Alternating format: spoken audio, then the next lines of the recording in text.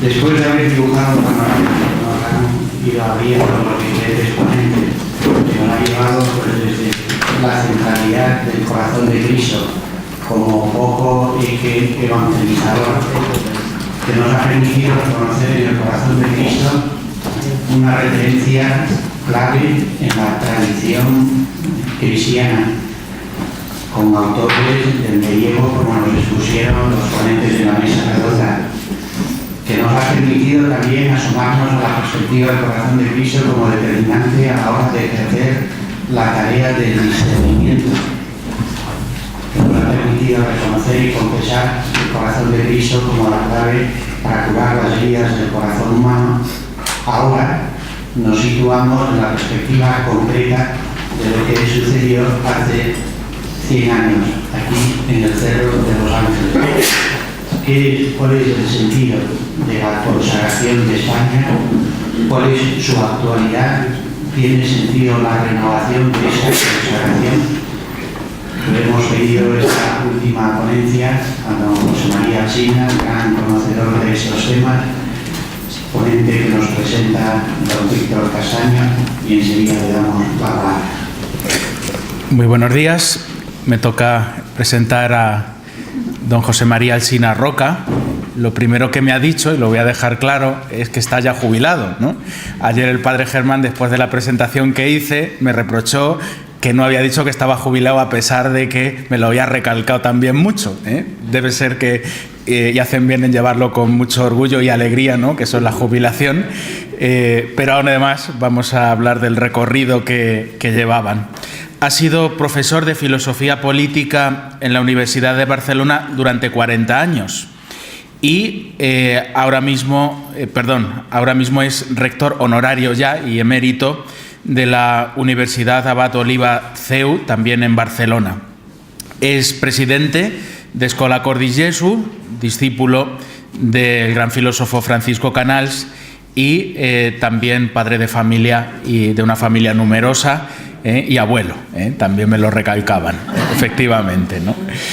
Así que, bueno, pues como ya sabéis que tenemos ahora una mañana intensa, porque ya no nos levantamos hasta las 12:15 para irnos a la misa a la Basílica, pues vamos a darle la palabra y después tenemos el tiempo de preguntas que pueden ser sobre esto o diálogo en general también con los ponentes. Así que tiene la palabra.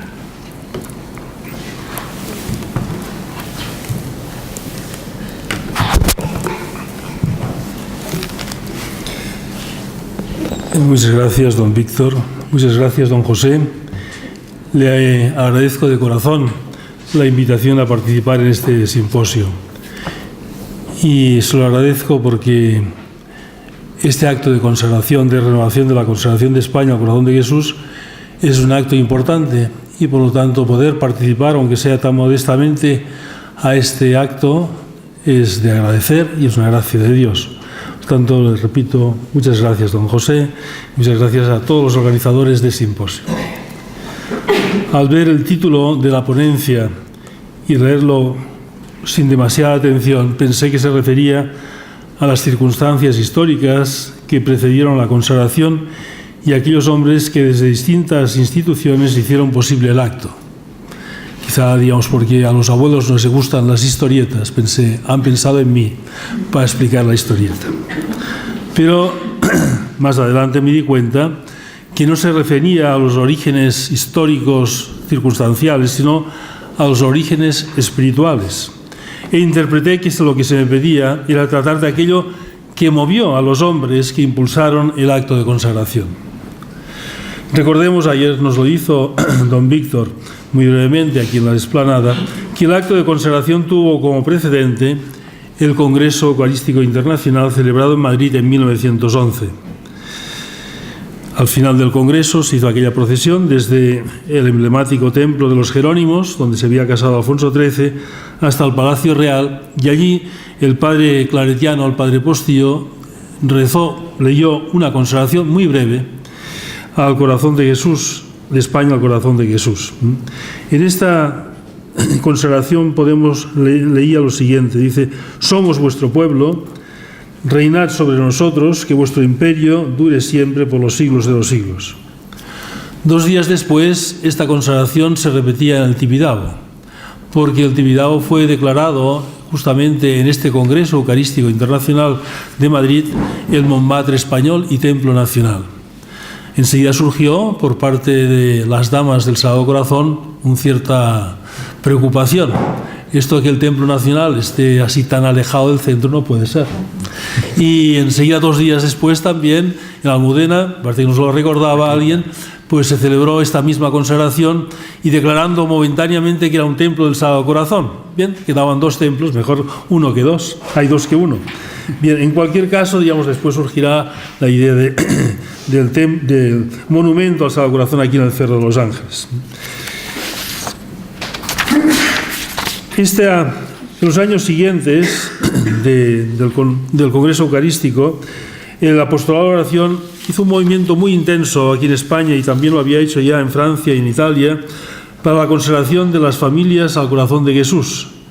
Y también se añadió el Padre Claudi con el movimiento de entronización de las familias al corazón de Jesús. Curiosamente, cuando empieza el Padre Claudi hay cierto también recelo. Esto de entronización parece algo novedoso. Hasta ahora se había hablado de consagración y parece, digamos, que la entronización es algo distinto. Sin embargo, finalmente se llegó, digamos, a un acuerdo, digamos, de que era exactamente lo mismo y que el Apostolado de la Oración y los seguidores del Padre Claudio podían colaborar a este movimiento tan intenso que después dio lugar a la consagración de España al corazón de Jesús. Desde esta perspectiva de consagración no simplemente de los individuos, sino de las comunidades, quisiera hacer una aclaración, sobre todo teniendo en cuenta aquello que hemos leído que se hizo de la consagración de España al corazón de Jesús. Una aclaración preparatoria y una reflexión histórica. Es conocido que el movimiento de consagración al Sagrado Corazón tiene como origen las mismas revelaciones de Parel de Monial, Santa Margarita, y el modo y prácticas en que se fue extendiendo la devoción al corazón de Jesús. Y el origen más concreto aquí en España está en el Padre Bernardo de Hoyos, del cual hablaremos más adelante. Pero ahora quiero hacer esta consideración histórica. En el acto, como he dicho antes, de consagración de 1919, que leyó el rey que leyó el Padre Postíos en presencia del rey, y que lo leyera el rey significaba realmente un acto público, un acto social, un acto presidido por aquel que presidía políticamente la nación española. Desde esta perspectiva se puede afirmar que este acto de consagración de 1919 está en continuidad con una historia milenaria. No es un acto que cae en el vacío. La historia de España es sólo comprensible a la luz de la fe cristiana, profundamente arraigada y manifiesta en los principales acontecimientos de este transcurrir histórico. En este sentido, se puede afirmar que el primer origen espiritual de la consagración de España lo encontramos en su historia. Por tanto, el acto de consagración no es un acto que encuentra su posibilidad y que más que su posibilidad, su razón de ser en la historia de un pueblo que ha hecho profesión de fe en los momentos más cruciales, más diversos y en circunstancias muy decisivas. Para que esta afirmación no parezca simplemente una afirmación gratuita y no fundada en los hechos o fruto de un deseo de que España tenga esta trayectoria, una ilusión piadosa, quiero hacer unas referencias históricas que de alguna manera hagan constatación de este hecho. Sin esta presencia conformada por una historia no existiría España. Podría quizás ser un conjunto de pueblos diversos pertenecientes a culturas y a naciones distintas. Recordemos algunos hechos. Por ejemplo, en el Tercer Concilio de Toledo, celebrado en el 589, es el fundamento no solamente de su unidad religiosa, con la conversión de Recaredo y toda aquella nobleza que acompañaba a la corte visigótica, sino también de la unidad política. La España visigótica no hubiera podido constituir aquella referencia por la que se luchó durante nada menos que 800 años. Este hecho absolutamente originario y original de la historia de España. Para recuperar un territorio que había estado habitado por gente que profesaba la fe cristiana. Es de suma importancia, y es una manifestación de lo que acabo de decir, la presencia de los mozárabes, estas minorías que permanecieron fieles en medio de una cultura musulmana. Y ante el temor de que ocurriera en España lo mismo que había ocurrido en el norte de África, que como consecuencia de aquella presencia se borró cualquier signo de lo que había sido aquellas comunidades florecientes de la cristiandad, los mozárabes mantuvieron fieles a aquella fe. Sin ella, difícilmente la Reconquista hubiera avanzado. Si pensamos en la Reconquista, que tuvo, diríamos, momentos muy distintos, en aquellos momentos en que tuvo mayor intensidad y mayor recuperación de territorios, fue en aquellos momentos en que la fe estuvo más presente. Recordemos simplemente lo que ocurre durante el rey de Castilla, Fernando III el Santo, que contrasta con la apatía y falta de vigor de otros reinados. Lo mismo podríamos decir del final de la Reconquista, la conquista de Granada, una cruzada convocada personalmente por el Papa, para que todos los reinos tuvieran realmente, digamos, presente la importancia que era terminar con aquella presencia musulmana que ponía en peligro permanentemente, diríamos, la fe de la cristiandad. No es casualidad, como ha hecho notar el historiador inglés Toynbee, que el final de la Reconquista, en tiempo y en lugar, coincida con el inicio de la epopeya americana. Pudo haber variados motivos que llevaran al gesto del descubrimiento, pero sin el apoyo de la reina Isabel, esto históricamente está muy claro, no se hubiera producido. Ello lo deja claro en su testamento. Esta reina, que algún día yo creo que veremos en los altares, decía en su testamento: el descubrimiento está dirigido a procurar, inducir y atraer a aquellos pueblos a la fe católica y enseñarles buenas costumbres, enviando prelados, clérigos y religiosos para que evangelicen a los indios vecinos y moradores de las Indias y Tierra Firme.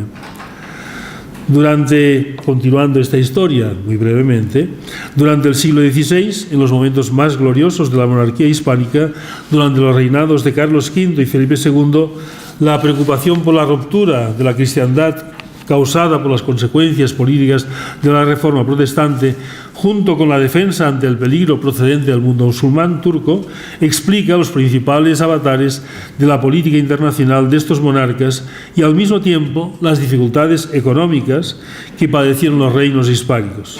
Las arcas de Castilla quedaron exhaustas durante el siglo XVII.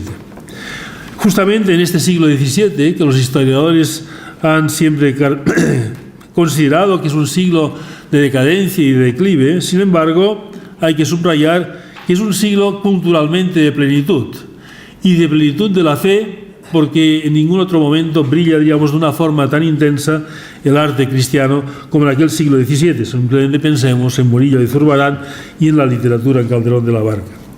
Se podría argumentar, y parecería que esto realmente es un argumento de peso, que estos momentos que acabamos de señalar quedan muy lejanos de lo que ocurre en el siglo XX.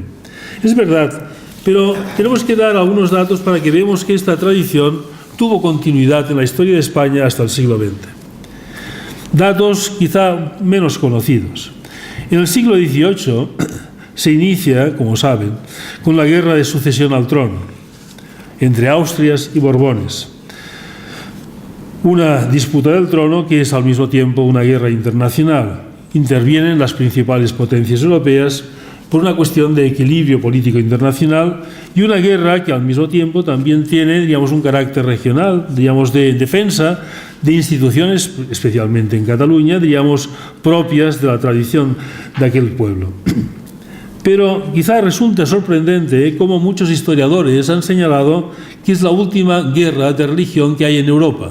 Las guerras de religión son normalmente, se señalan siempre las del siglo XVII, entre católicos y protestantes. Pero esta guerra del siglo XVIII también, porque en ella se combatían potencias católicas y protestantes y de alguna manera estuvo presente, pero no simplemente por el ámbito internacional, sino resulta curioso y, digamos, significativo que lo que ocurre en el interior de España, unos y otros se acusan recíprocamente de falta de fidelidad a la fe cristiana.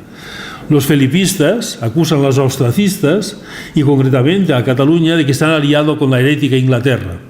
Los ingleses estuvieron aquí presentes y fueron decisivos, digamos, en el transcurso de aquella guerra. Por esto les está ocurriendo lo que está ocurriendo. aliarse con los herejes tiene estas consecuencias. Después, incluso los catalanes, cuando las cosas les vayan mal, harán, digamos, su penitencia pública, digamos, porque pactamos con los que no teníamos que pactar.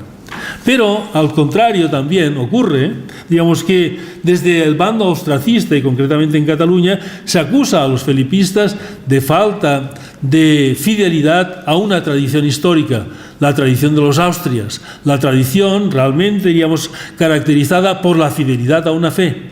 Resulta curioso realmente que ambos bandos, digamos, utilicen estos argumentos, y ahora no se trata de dirimir la justicia de estos argumentos, sino se trata de ver simplemente que el argumento religioso constituye realmente un argumento decisivo para lograr realmente, digamos, que las fuerzas o las distintas comunidades de España se inclinen hacia un candidato u otro. Digamos, es un hecho significativo de que la presencia religiosa continúa siendo algo central en la historia de España. Si vamos más adelante y llegamos al siglo XIX, la historia de España del siglo XIX es una historia realmente muy singular.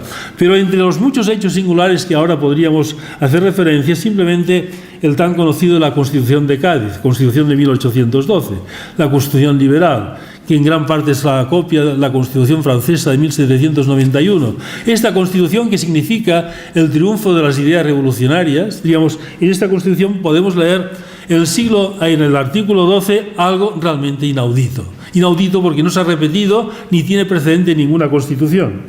La religión de la nación española es y será perpetuamente la católica, apostólica y romana, la única y verdadera. Dicho, una constitución, esto parece un artículo de fe, no una constitución política en que se dice no simplemente el pasado, el presente, sino el futuro y perpetuo.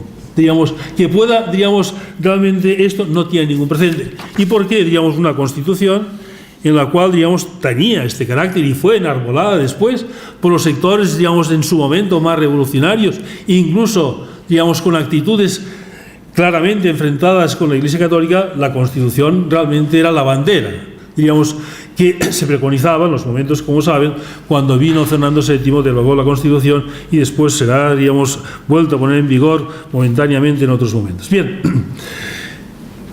este conjunto orden de cosas y continúa incluso durante el siglo XIX, un siglo, constitucionalmente, muy variado, pero en todas las constituciones, las promulgadas y las que se elaboraron o llegaron a promulgarse porque los cambios políticos y golpes de Estado eran frecuentes, en todas ellas el Estado es confesional, siempre.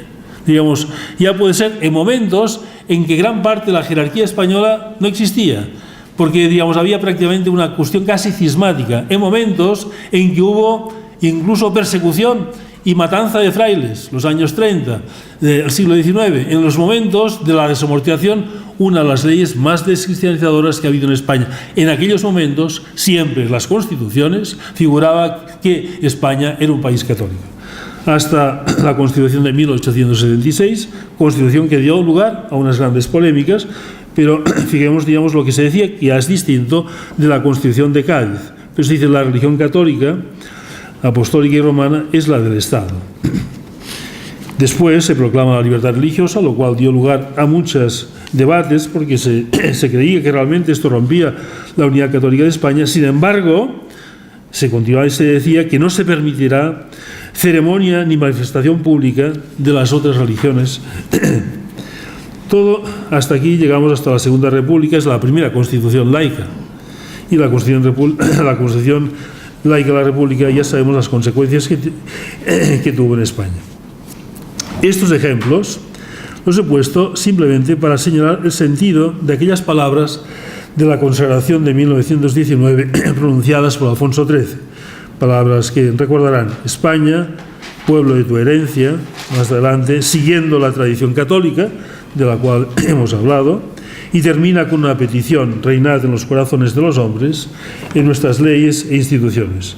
La consagración de 1919, por tanto, no es un acto que caiga en un vacío, tiene un origen espiritual en la historia, con todas las consecuencias y contradicciones propias de la historia de los pueblos. Pero que no se explica esta historia sin esta referencia de una fe arraigada y vivida por un pueblo durante siglos.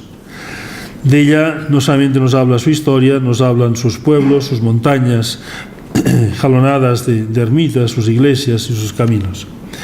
Después de esta incursión histórica, quizá un poco larga, pero que me ha parecido necesaria, entramos en el origen directamente espiritual del acto de consagración. Tenemos que hacer referencia, naturalmente, a la devoción al corazón de Jesús, que a raíz de las apariciones de Santa Margarita se va a extender por toda la Iglesia.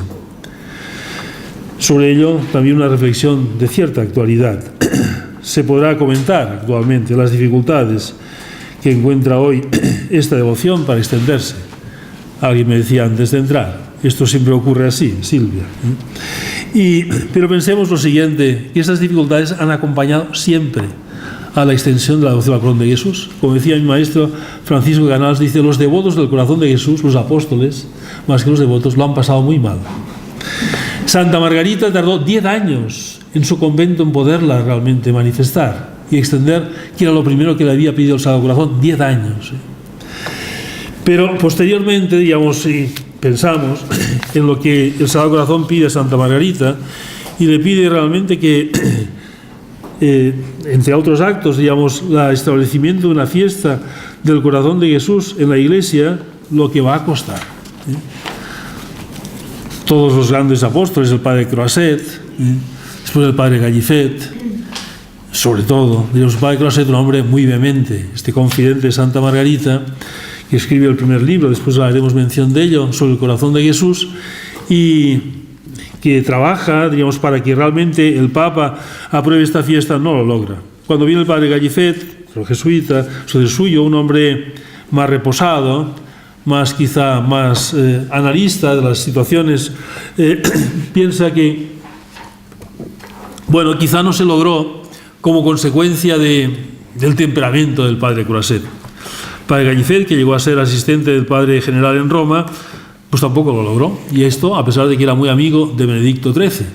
Cuando había sido cardenal, pues había manifestado más bien una cercanía, era dominico, muy antijansenista, y pensaba que todos estos eran elementos que iban a propiciar el establecimiento. Pero Benedicto XIII, digamos, y siempre hay un argumento fundamental, es una devoción muy novedosa. Digamos, esta afirmación de que es una devoción muy novedosa durará hasta el siglo XIX. Después lo veremos cuando llegue a España el padre Hoyos, tan fervoroso, tan ardiente, tan dinámico a la hora de difundir, dice, ir con cuidado, de momento solamente el confesionario, porque es tan novedosa la devoción que puede provocar una reacción negativa. Pero no simplemente el siglo XIX, el siglo XX, como os decía antes, cuando el padre Crowley, digamos, difunde la entronización, el argumento es novedoso esto. Digo, hemos pasado al novedoso a pensar que la devoción al corazón de Jesús es una cosa antigua. Digamos, de la novedad a la antigüedad. Bueno, bien, por lo tanto, digamos, esto es importante tenerlo en cuenta. Digamos, ningún desánimo puede haber por las dificultades existentes ante la difusión. Han existido siempre. Tenemos que pensar que la devoción al corazón, la fiesta del corazón de Jesús no va a llegar hasta el siglo XIX, Pío IX. Y especialmente, digamos, va a trabajar mucho también el padre Ramier en todo ello, 1856. Pero muy poco antes, digamos, se había logrado la beatificación y la aprobación, primero la aprobación y después la beatificación de los escritos de Santa Margarita. Y hasta 1920 no fue canonizada. Costó mucho.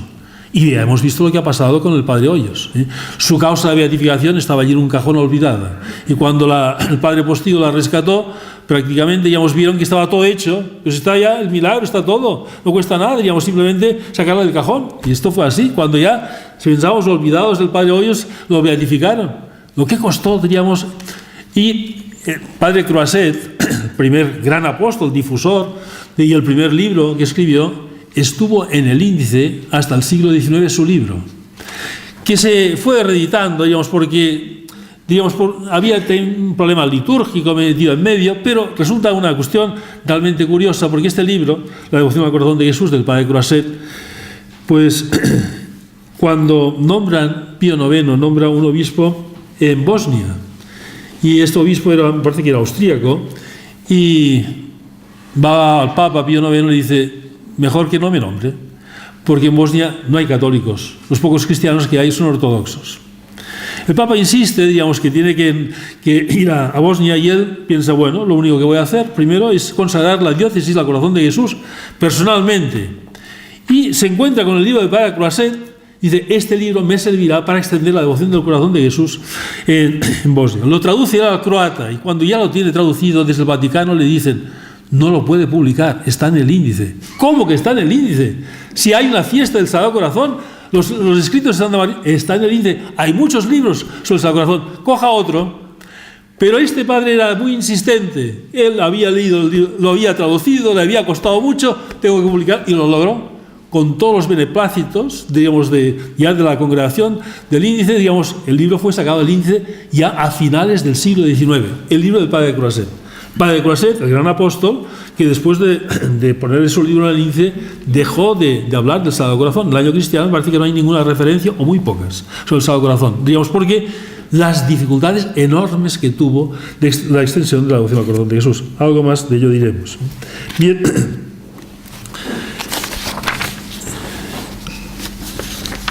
Ahora quisiera hacer unas reflexiones sobre el porqué de la consagración, siendo la consagración y la reparación los dos prácticas o dos aspectos que desde el inicio y siempre ha señalado el Magisterio de la Iglesia como los dos aspectos principales de la devoción al corazón de Jesús. Quizá nos pueda ayudar una reflexión que he tomado de mi maestro Francisco Canals sobre una frase de Pío XI en la Miseridísimo Redemptor, que creo que ya se citó, parece que lo citó el profesor Echevarría. La devoción al corazón de Jesús es como la síntesis de toda la religión y la norma más perfecta de la vida cristiana. Esta afirmación, que tiene, digamos, una cierta repetición y eco en otra afirmación, que también se leyó de la Aretis Aquas de Pío XII, sin embargo, siempre que la leemos nos puede sorprender ver la devoción al corazón de Jesús como la síntesis de toda la religión y la norma más perfecta de la vida cristiana. Con lo cual, digamos, superamos, digamos, cualquier idea de pensar que la devoción al corazón de Jesús es una devoción más. No es una devoción más, es la síntesis de la religión. Pero la reflexión que queremos hacer para centrarnos en el tema de la consagración es ordenar lo que es la virtud de la religión. Quizá, digamos, se puede entender, digamos, un sentido más amplio, pero vamos a reflexionar, digamos, desde esta perspectiva, viendo realmente la devoción al corazón de Jesús y concretamente el acto de consagración como un acto de la virtud de la religión. Algo de esto ya nos dijo también el profesor Echevarría ayer, hablando de la virtud de la religión. La virtud de la religión se relaciona con la virtud de la justicia. La religión no es una virtud teologal, es una virtud moral, la más importante de las virtudes morales. Y tiene como objeto, según Santo Tomás, el culto a Dios. A Dios no podemos devolverle todo aquello que nos ha dado, y por lo tanto no es posible una justicia estricta, dada la desproporción entre el donante y el deudor. Por ello, el culto a Dios, mediante la virtud de la religión, es por parte de la criatura el reconocimiento de su carácter criatural y el reconocimiento de Dios como creador. Esta virtud, como virtud moral, no tiene como objeto a Dios lo que es propio de las virtudes teologales, sino el culto, que es el reconocimiento de la dignidad y la excelencia infinita de Dios. Pero esta virtud, que a la luz de la razón reconoce esta dignidad y excelencia de Dios infinita, a la luz de la fe contempla a este Dios creador como Dios redentor, que se hizo hombre por amor a los hombres, se ha encarnado y ha muerto en una cruz, y ante cuya contemplación del Dios que nos ha hecho hombre, que se ha hecho hombre, el culto al que le debemos ya no es el culto simplemente de respeto, de reconocimiento, de alabanza, de obediencia, sino que es el culto de amor. Reconocemos que por su gracia nos ha hecho hijos suyos, y de este Cristo contemplamos el amor, especialmente contemplando su corazón traspasado y abierto en la cruz. La consagración es, por tanto, un reconocimiento del amor de Dios a los hombres, que no ha sido correspondido, y por ello la entrega, a su amor es un acto primeramente de justicia y en segundo lugar de amor. Si recordamos las revelaciones, las 4 revelaciones del año 73 al año 76 del Sagrado Corazón a Santa Margarita, hay como toda una pedagogía ascendente. En primer lugar, la primera revelación es una revelación del amor que Dios nos ha tenido. En la segunda es el deseo de ser amado. En la tercera es la queja de un amor no correspondido. Y la cuarta es como un resumen de todo ello, y hay aquella, diríamos, expresión que resume toda la devoción al corazón de Jesús. Aquí el corazón que tanto ha amado a los hombres y que no ha sido correspondido. Bien, diríamos, esta falta de correspondencia constituye, diríamos, uno de los elementos más esenciales para ver realmente la peculiaridad de la devoción al corazón de Jesús, nacida, diríamos, en sus aspectos, diríamos, concretos en parelemonial. Y por ello la consagración es también, esto lo dice Pío XI, la Misericordísimo Redentor, un acto de reparación. Aquel que no ha sido reconocido su amor, digamos, le queremos entregar toda nuestra vida. Hasta aquí hemos hecho referencia al acto de consagración personal e íntimo, de correspondencia al amor del corazón de Cristo. Pero desde Santa Margarita y a petición del Señor se pide la consagración no simplemente personal, sino también de las comunidades religiosas en principio, y también Santa Margarita la petición de consagración dirigida al rey de Francia, Luis XIV, la cual no hará, y más adelante hará ya en circunstancias trágicas, Luis XVI.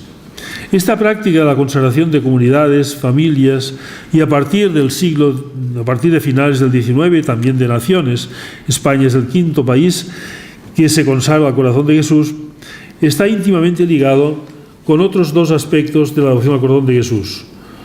Un primer aspecto histórico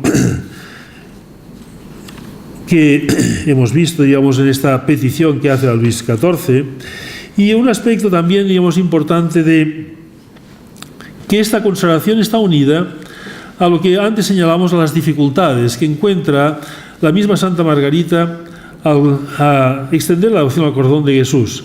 Y podemos recordar aquellas palabras repetidas varias veces. Lo dice en su autobiografía Santa Margarita: el corazón de Jesús me decía, reinaré a pesar de mis enemigos. El reinado, la consagración, es una aceptación, una declaración que aceptamos esta promesa, y que por lo tanto la consagración va unida no simplemente a un acto de reparación, que decíamos antes, un acto de reconocimiento, un acto de amor, sino va unido también un acto de esperanza. Un acto de esperanza que a pesar de mis enemigos, Cristo va a reinar. Estas palabras, escuchadas por Santa Margarita, tenían un cierto carácter misterioso. Digo, tenía un cierto carácter misterioso porque Santa Margarita podía pensar quién eran los enemigos. El padre Orlandis, el fundador de Escola Cordis Jesu, comenta, diríamos, que quien entendió realmente, diríamos, profundamente estas palabras no fue Santa Margarita, y no las entendió porque no había las circunstancias históricas para entenderlas. Las entendió el padre Ramier. Padre Ramier, el cofundador, porque si bien la apostolado de oración fue fundado en 1874 por el padre Gautrelet, el que realmente, diríamos, lo impulsa posteriormente y lo extiende por toda la Iglesia es el padre Ramier. El padre Ramier, con la fundación de la apostolado de oración y con aquella revistilla tan modesta en sus inicios y tan difundida, la revista religiosa que más difusión ha tenido en la historia de la Iglesia, millones de ejemplares se difundieron en no sé cuántos idiomas, el mensajero del corazón de Jesús hasta nuestros días, digamos, lo puso la apostolado de oración presidido por este lema, Adveniat Regnum Tuum. Adveniat Regnum Tuum, con esta esperanza y esta petición, una oración dirigida al cumplimiento de aquello que está prometido. Y de esta, diríamos, promesa y de esta oración nace los movimientos de consagración de las familias y de consagración de los países. A partir de la Revolución Francesa queda claro, de alguna manera, quién es el enemigo, porque desde las instancias políticas se levanta la voz de enfrentamiento con Dios. Y pensemos algo que realmente, pues, es la realidad de los hechos, no siempre reconocido. El Estado liberal moderno, como han reconocido muchos politicólogos, no es un Estado neutral, o tolerante respecto a la religión. No es el Estado libre, en la Iglesia libre, que había señalado Cavour.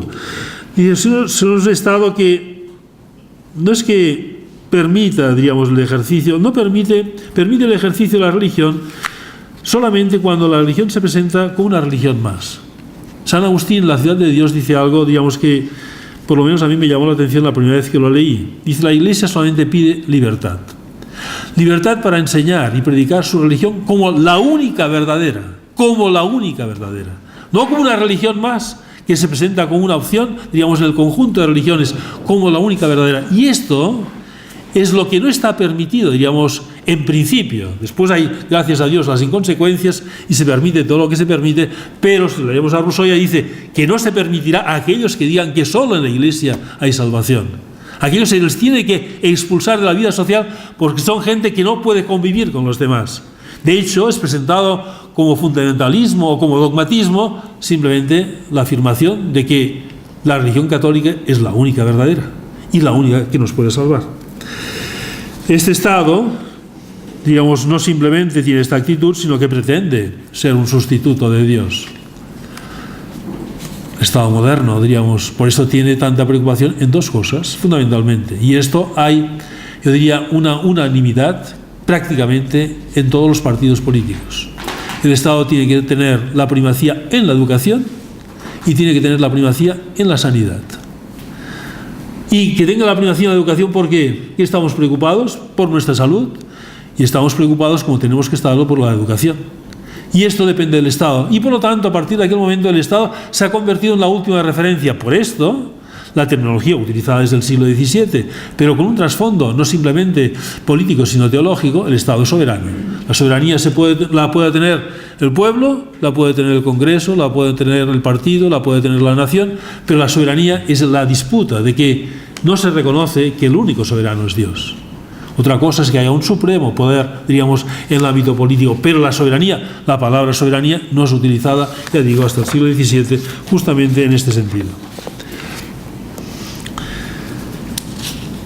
Pero no es una cuestión meramente, digamos, política, social, es decir, bueno, queremos, digamos, que haya, digamos, un Estado en que se respete y se deje realmente libertad para predicar como única religión verdadera la religión católica, sino esto tiene enormes consecuencias para la fe de un pueblo. Es evidente, la secularización en sus momentos originales no ha sido un movimiento que ha venido de abajo arriba, no ha sido la descristianización de la sociedad que ha dado lugar a un Estado no cristiano. Si ha sido, por el contrario, un Estado no cristiano, anticristiano, el que ha dado lugar a una sociedad no cristiana. Esto se puede ver, digamos, se puede estudiar con cierta facilidad a través de qué leyes realmente han descristianizado Europa. Ante este panorama se explica el movimiento de consagración. No tendría mucho sentido pensar que en el siglo XIV hubiera una consagración de un país, como no tiene sentido pensar que en el siglo XIV hubiera un concordato. Los concordatos e incluso la proclamación de un Estado confesional, digamos, es propio de una sociedad secularizada. Una sociedad secularizada, que la Iglesia busca realmente, digamos, un ámbito jurídico en el cual quede protegida, o realmente es la manifestación de un deseo que Dios reine en los corazones de los hombres, y para que reine en los corazones de los hombres, como evidentemente tiene que reinar en las familias y tiene que reinar en la sociedad. Tantas veces el magisterio de la Iglesia, los papas actuales han dicho, digamos, la religión no es una cosa privada.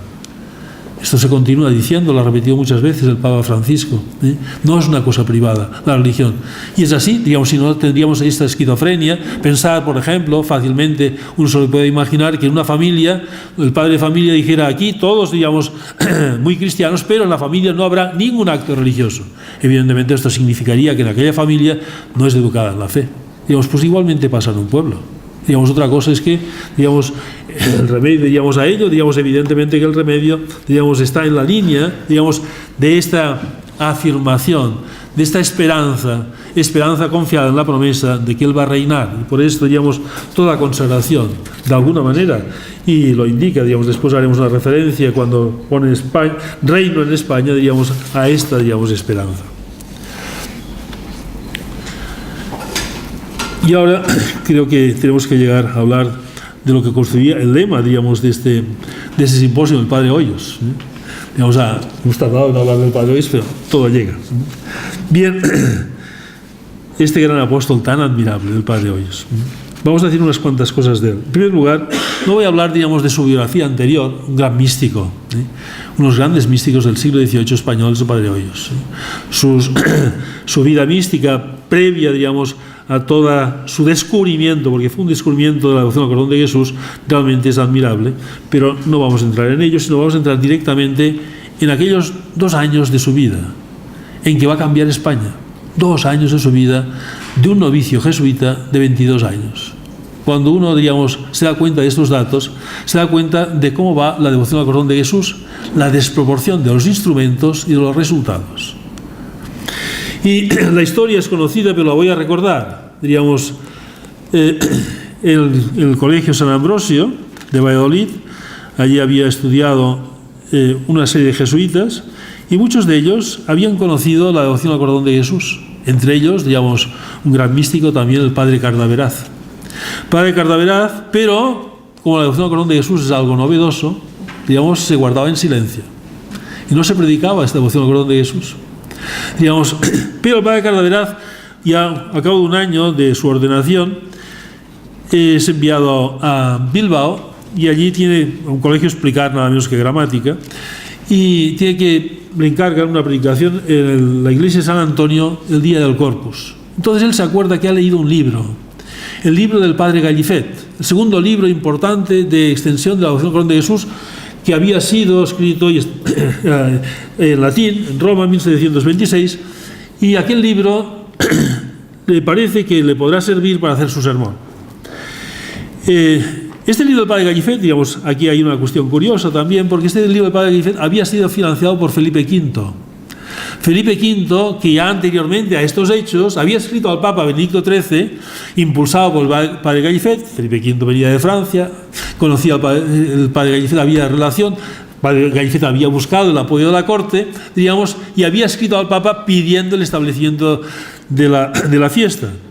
Oídos sordos, digamos, porque no logró realmente, a pesar de que el padre Gallifet pensaba que lo iba a lograr, no logró, digamos, aquello que pedía. Bien, digamos, digo esto porque para ver que realmente la devoción al corazón de Jesús había llegado a ciertos ambientes. No simplemente era el padre Cardaveraz, sino había allí un conjunto de jesuitas, los 5 jesuitas, estaba el padre Loyola, el biógrafo del padre Hoyos y el escritor de este libro que vamos a hacer mención, que es El Tesoro Escondido, inmediatamente. Digamos, estaba también el padre Calatayud, un gran predicador, estaba el padre Peñalosa, que va a traducir el libro del padre Croisset, y estaba también, no sé si algún otro padre, digamos, eran 5, digamos, todos ellos, digamos, devotos del corazón de Jesús, pero de momento, estamos en 1733, silencio, digamos, porque es una devoción novedosa. Digamos, esta situación que se encuentra el padre Cardaveraz, escribe a su condiscípulo, que había conocido, era más joven que él, más que condiscípulo, diríamos casi discípulo, al padre Hoyos, este novicio, que estaba en el Colegio San Ambrosio. Recibe la carta y al cabo de unos días, digamos, se va a la biblioteca, encuentra el libro que le ha indicado y empieza a leer el libro. Entonces voy a leer lo que dice su biógrafo, pero en palabras del padre Hoyos lo que ocurrió. Dice: el padre, aquí no dice el nombre, que es el padre Cardaveraz, en carta que recibí el miércoles pasado, me pedía le trasladase la institución de la fiesta del Corpus, la revelación y dificultades que para ello hubo, como lo refiere el padre Gallifet en torno al libro de Culto Cordis Jesu, para lo cual saqué de la librería este tomo el domingo. Si alguien conoce toda la historia del establecimiento de la fiesta del Corpus, también tiene toda una historia, digamos, de dificultades. Yo, que no había oído jamás tal cosa, empecé a leer el origen del culto del corazón de nuestro amor Jesús y sentí en mi espíritu un extraordinario movimiento fuerte, suave, nada arrebatado ni impetuoso, con el cual me fui luego al punto delante del Señor sacramentado a ofrecerme su corazón para cooperar cuanto pudiese, a lo menos con oraciones, a la extensión de su culto.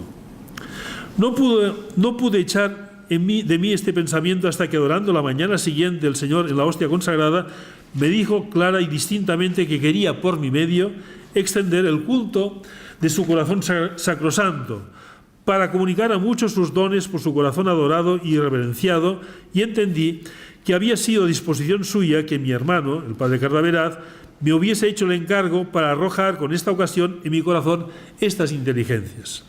Yo, envuelto en confusión, lo mismo que le pasa a Santa Margarita, como me coge a mí como instrumento, un novicio, para extender la devoción al corazón de Jesús. Santa Margarita le dijo lo mismo al corazón de Jesús: no me elijas a mí. Yo, envuelto en confusión, renové la oferta del día antes, aunque quedé algo turbado, viendo la improporción del instrumento y no ver medio para ello. Este efecto fue de la naturaleza de la gracia, fue solo la confusión y resignación. También, diríamos, el detalle. Todo el día anduve con notables afectos. Ahora veremos qué ocurre, digamos, inmediatamente, casi unos días después. Y ayer, estando en oración, me hizo el Señor un favor muy semejante al que hizo a la primera fundadora de este culto, que fue una hija de nuestro santo director, la venerable, entonces no era beata, Margarita Lacoque. Y lo trae el mismo autor en su vida, al número 32. Mostróme su corazón, todo abrasado en amor y condolido de lo poco que se le estima. Siempre este tema de petición de reparación. Repitióme la elección que había hecho de este su indigno siervo para adelantar su culto y sosegó aquel generillo de turbación que dije, dándome a entender que yo dejase obrar a su providencia, que ella me guiaría por todo lo que tratase con vuestra reverencia, que sería de singular agrado suyo que esta provincia de su compañía tuviese el oficio y celebración de la fiesta de su corazón, como se celebra en tan innumerables partes. No había la fiesta en toda la iglesia, pero sí que se había dado permiso para celebrar en algunos lugares. Hasta aquí el primer favor que recibió Bernardo en orden a la devoción y culto al sacrosanto corazón de Jesús. Bien, después continúa, pero quizá leamos algo más después. Una vez dicho esto, Padre Hoyos va a cambiar totalmente su vida. Su vida simplemente va a ser ¿qué es lo que tengo que hacer yo? El Padre Postigo, que fue el vicepostulador de la causa y que creo que lo continúa siendo, explica, diríamos, en un artículo que tiene sobre el Padre Hoyos, que el Padre Hoyos, después de ver la desproporción, la improporción que dice aquí, empezó a hacer, digamos, un hombre sistemático. Y empezó a hacer, digamos, un plan de ataque. Plan de ataque, 7 puntos, digamos, los cuales, digamos, lograr realmente aquello que le pedía al corazón de Jesús. Bueno, puede servirnos también para nosotros, adaptados a las circunstancias. Primero, ganarse a los jesuitas más influyentes. Esto es muy difícil. Segundo, en su tiempo también fue difícil, no se crean. Publicar libros sobre esta devoción y culto. Esto lo tenemos más al alcance. Tercero, difundir grabados y estampas. Lo tenemos al alcance. Cuarto, extender por el pueblo la novena al corazón de Jesús. Empezaron a predicar, lo cual no se había hecho hasta entonces, novenas. Quinto, lograr que los misioneros populares den a conocer esta devoción entre la gente. El Padre Calatayud en esto tendrá mucha influencia. Sexto, interesar a los obispos para que acudan ellos mismos a la Santa Sede en orden a conseguir para España la fiesta del corazón de Jesús. Ahora simplemente que acudan a la conferencia episcopal para que se renueve la consagración. Es más sencillo. No lo sé, es más sencillo. Séptimo, enviar a la familia real estampas y grabados del corazón de Jesús y conseguir el apoyo del rey ante la Santa Sede para obtener la fiesta. No sabía que ya lo había hecho Felipe V. Lo volvió a hacer. El tema, digamos, el plan es muy extenso, pero él ve, digamos, que lo importante de momento es escribir un libro.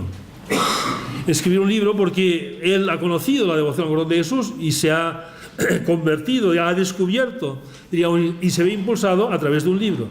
Y hay que escribir un libro. Y el libro del Padre Croisset le parece un libro, digamos, piensan en su traducción, y es un libro quizá quiere ser una cosa más popular, más sencilla. Y entonces escribe al Padre Loyola, que es su director espiritual, digamos, que escriba el libro. A la luz del libro del Padre Gallifet, el Padre Loyola dice: estoy muy ocupado, pero es tan insistente porque el Padre, a partir de aquel momento, Hoyos es una insistencia, una pesadez absoluta, logra todo aquello que se propone. Hágalo como quiera, pero tiene que escribir el libro. Bien, escribe el libro. El libro, digamos, un libro que tendrá que pasar, digamos, sus censuras por la compañía, con sus dificultades, porque el Padre Hoyos tiene prisa. Hay que publicar ya el libro. Y bueno, las cosas no van tan rápido como él quisiera. Pero una vez ya ha obtenido todos los permisos dentro de la compañía, dicen: uy, esta es una devoción novedosa. La novedad siempre está presente, hay que enviarlo a Roma. A Roma, sí, a Roma. A Roma hay que enviarlo, a ver si Roma también lo aprueban. Lo enviaron a Roma, volvió, habían cambiado provincial, ahora otro provincial lo tiene que aprobar. Así, digamos, dificultades se van sucediendo una a otra, aunque hasta que finalmente logra realmente, digamos, que el libro, digamos, se publica con este título. Aquí es la contraportada del libro, digamos, Tesoro escondido, el Sagradísimo Corazón de Jesús descubierto a nuestra España, en la breve noticia de su dulcísimo culto, propagado ya en varias provincias del orbe cristiano. Su autor, Juan de Loyola. Digamos, este librito va a cambiar la situación de España respecto al Corazón de Jesús. No conocido, va a ser conocido. Digamos, hay dos grandes apóstoles del Corazón de Jesús a lo largo de su historia. Uno es el Padre Hoyos en España y otro, digamos, posterior es el Padre Ramier. Porque a pesar, digamos, de lo que pasa aquí en España, en la Iglesia, la devoción al Corazón de Jesús aún quedaba reducida fundamentalmente, digamos, a ámbitos jesuíticos.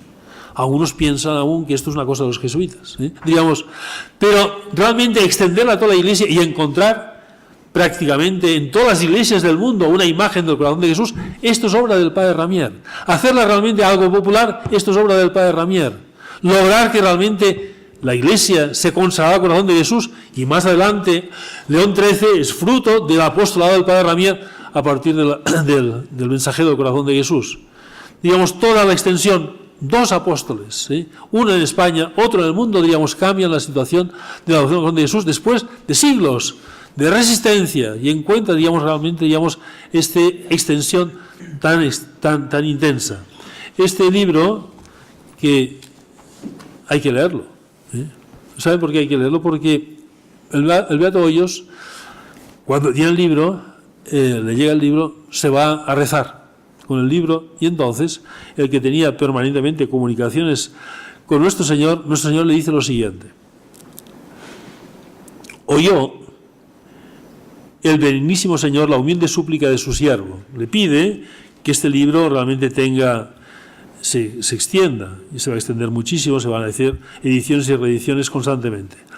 A ella le respondió con un rostro de amor y majestad que su corazón la confirmaba, y entonces añade lo siguiente, un consejo para los que leen el libro: mas los que leyeran este librito con buena intención serían aprobados de su corazón, el cual a todos concedía, entre otros, un don especial a los pecadores, inspiraciones por medio de su lectura para salir de su mal estado, a los justos mayores gracias y deseos de caminar a la perfección, y a los perfectos un amor purísimo y ardentísimo a su corazón, en el cual sentirían sus deliciosísimas dulzuras. Esto es lo que está prometido a los lectores con buena intención, no por la lectura meramente, sino por lo que significa realmente el descubrir la devoción al Corazón de Jesús. Bien, y vamos terminando ya.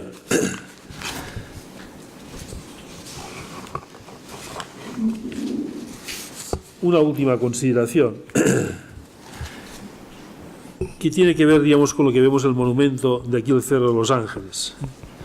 He señalado reiteradamente que esta promesa que también está, diríamos, unida a la vida del Padre Hoyos. Unos días después, no lo he leído por no alargarme, Padre Hoyos, después del primer descubrimiento, el día justamente me parece que era de la ascensión, va también a rezar y escucha aquellas palabras: reinaré en España con más predilección que en otros muchos países. Esto que después, digamos, el padre Crowley, digamos, transformó, digamos, el reinaré con el reino. Entonces quería hacer realmente una consideración sobre este reinaré y reino. Digamos, se sabe, digamos, las causas inmediatas que dio lugar a este cambio. Primero pensaba en reinaré, padre Crowley estuvo entusiasmado de ver realmente la correspondencia, y el mismo rey que aceptaba presidir y leer la consagración. Esto era que no simplemente reinaré, sino ya estoy reinando de alguna manera. Pero pensar lo siguiente: las circunstancias, que esto sea motivo de otro simposio que había en España, circunstancias difíciles porque en 1919 había pasado España una crisis profunda de 1917, había habido, digamos, todo el debate de la ley del candado de Canalejas, una ley que restringía la presencia de órdenes religiosas. Y evidentemente había habido una crisis de gobierno, y en aquel momento había un gobierno de concentración. Los gobiernos de concentración siempre son gobiernos de momentos de crisis, con Maura. Esto facilitó, evidentemente, digamos, que no hubiera un gobierno claramente anticlerical, la celebración de la consagración presidida por el rey. Pero España tenía unas circunstancias difíciles y muy alejadas para poder afirmar realmente, digamos, que en España reinaba el corazón de Jesús, que España estaba penetrada, la vida social y la vida de las personas, por la fe cristiana. Eran tiempos difíciles, incluso tiempos, de alguna manera, digamos, de persecución. Pero esto nos da a pensar lo siguiente, que todavía lo comentaba don José, en España se han beatificado más de 2.000 mártires, más de 2.000 mártires. Evidentemente que el acto de martirio es un acto de reconocimiento de su reinado y de proclamación de su reinado. No simplemente muchos mártires murieron con este grito en su boca, viva Cristo Rey, sino es una proclamación de su reinado, es la entrega. Consagración es entrega, y la mayor entrega es entrega de la vida.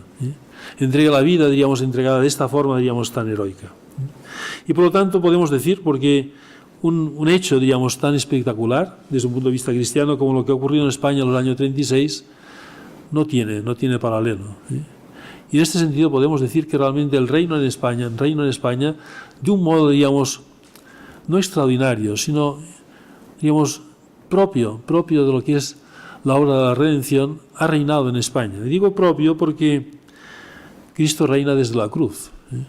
Tenemos que pensar, en los medievales lo habían entendido muy bien. Tanta, diríamos, iconografía medieval, que vemos un Cristo reinante, no con corona de espinas, sino con corona de rey y con túnica real. Y para realmente reconocer que Cristo es rey, que tiene que reinar, digamos, más profundamente en todas las dimensiones de la vida humana y por lo tanto también la vida social. Es evidente que después el arte ha ido de alguna manera progresando, y todo el barroco nos descubre, ¿qué nos descubre? Nos descubre su costado abierto. Su costado abierto, y aquí, digamos, nos hace pensar, digamos, ya no simplemente en la cruz, sino nos hace pensar, sí en la cruz, pero desde otra perspectiva, desde la perspectiva de aquello que dice el profeta Zacarías, ¿sí? Contemplarán, ¿sí? Me contemplarán, digamos, mirarán realmente al traspasado, Digamos, es un reinado. Mirar al traspasado, mirar el costado abierto, es contemplar el corazón de Jesús, que ha amado tanto a los hombres y quiere realmente los hombres devolver este amor. Desean y esperamos, y esta es nuestra esperanza, y este es el sentido de la consagración. Muchas gracias.